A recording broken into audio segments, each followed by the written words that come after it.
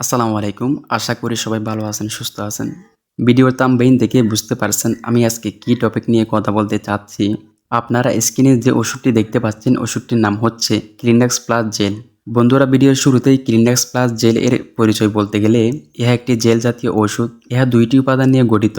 একটি লিকোসেমাইড antibiotic clindamycin phosphate এবং আরেকটি রেটিনয়েড ট্রেটিনয়েডের সংমিশ্রণে তৈরি। ইহা তৈরি করেছেন বাংলাদেশের স্বনামধন্য ওষুধ company option in pharmaceuticals limited. ইহার জেনেরিক নেম হচ্ছে ক্লিন্ডামাইসিন ফসফেট 1.2% এবং ট্রেটিনয়েড বিপি 0.25%।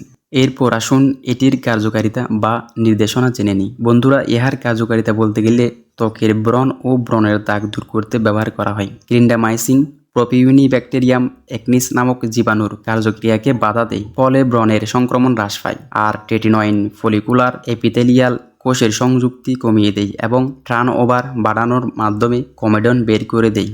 বন্ধুরা, এখানে আরেকটা কথা বলে রাখি, জেলটা ইউজ করার পাশাপাশি কিছু কথা আপনাদের মনে রাখতে হবে।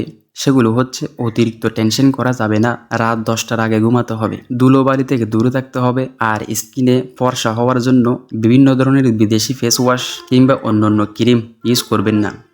যদিও একান্ত ইউজ করতে চান তাহলে কিন্তু অবশ্যই একজন বিশেষজ্ঞ চিকিৎসকের পরামর্শ অনুযায়ী ইউজ করবেন। ক্লিন্ডাক্স প্লাস জেল ওষুধটি আমি কিভাবে ব্যবহার করব। ঘুমানোর আগে সাবান ও মৃদু গরম পানি দিয়ে মুখ পরিষ্কার করে শুকিয়ে নিতে হবে। হাতের আঙ্গুলের সাহায্যে জেল নিয়ে মুখের ত্বকে না ঘষে আলতো করে লাগাতে হবে এবং সকালে ঘুম থেকে উঠে পরিষ্কার পানি দিয়ে মুখ ধুয়ে ফেলতে হবে। মুখের ত্বকে জেল প্রয়োগের পরে সূর্যের আলো থেকে দূরে থাকতে হবে। পার্শ্ব প্রতিক্রিয়া: সাধারণত সকল ওষুধের পার্শ্ব প্রতিক্রিয়া হতে পারে, আবার অনেক মানুষের কোনো পার্শ্ব প্রতিক্রিয়া নাও হতে পারে বা কেবল ছোটোখাটো পার্শ্ব প্রতিক্রিয়া হতে পারে। যাই হোক, এই ওষুধের পার্শ্ব প্রতিক্রিয়াগুলো বলতে গেলে এরাইতেমা, চুলকানি, ন্যাসোফেরেনজাইটিস, ত্বকের শুষ্কতা, কাশি, জ্বালা পোড়া, লালভাব ও ডায়রিয়া হতে পারে।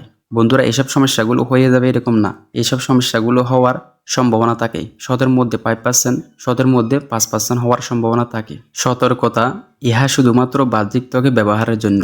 নাক, ঠোঁট, কান ও ক্ষত স্থানে জেল ব্যবহার করা উচিত নয়। সারাদিনে 2 বার অথবা 3 বারের উপরে মুখ ধোয়া উচিত নয়।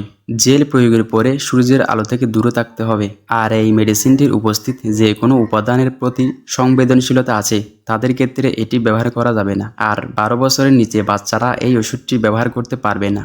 আর গর্ভবতী ও স্তন্যদানকালে এটি ব্যবহার করার পূর্বে অবশ্যই একজন বিশেষজ্ঞ চিকিৎসকের পরামর্শ নেবেন। সকল ওষুধ চিকিৎসকের পরামর্শ অনুযায়ী সেবন করবেন বা ব্যবহার করবেন। এই ধরনের নতুন নতুন ওষুধের রিভিউ পেতে আমাদের চ্যানেলটিকে সাবস্ক্রাইব করে রাখবেন, আর একটা লাইক করবেন, আর একটা শেয়ার করবেন। ধন্যবাদ সবাইকে।